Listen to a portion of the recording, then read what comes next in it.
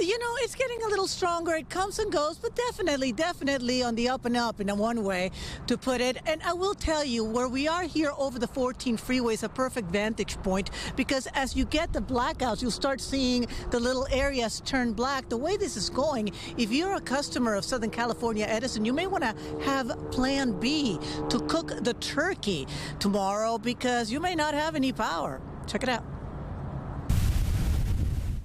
It's already blowing in many areas off the LA County foothills, where the County Office of Emergency Management has issued warnings for possible power outages. When it gets very windy, you just hear the house moving.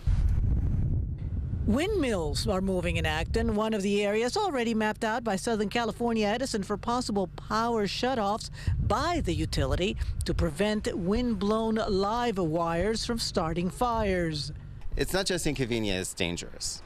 Casey Vollmer explains that preemptive power outages affect more than the oven where the turkey would be cooking. Even though the furnace is gas, the thermostat is electricity. So without a thermostat, heater doesn't work. So, you know, we have a 88-year-old, my mother-in-law's 88-year-old, lives here with us. Grandma and a brand new litter of Jack Russell pups to keep warm. He feels ready with a generator and solar panels. Keep in mind, the water tank, which provides for all the animals, runs on electricity. And yes, back to the Thanksgiving dinner. The kitchen burners can be turned on with a match, but the oven itself has to run on electrical power. It's a kind of substandard way of living.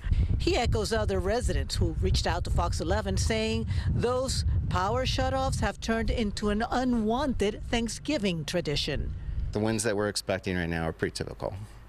For this area? For this area, right. Yeah, I mean, a 60-mile-per-hour gust is not unusual up here. Not up here. What would you do if the power shuts off and you guys are in the middle of cooking Thanksgiving dinner? Or In terms of cooking, I don't know, but the good thing is that my dad, he's a very well-prepared man. He has a generator. And even if they don't shut it off, just the threat of it, it produces anxiety and stress, and because you just don't know. Now, to all this, Edison says that they recognize that this is a hardship and that they have been working on it. They're looking for new ways to be able to not have to have any more of what they call the PSPS, which is what the power shutoffs are called. And what residents are saying is, at this point, start putting those lines underground as the communities grow. The money is there because they're getting more customers. It's time, is what they're saying.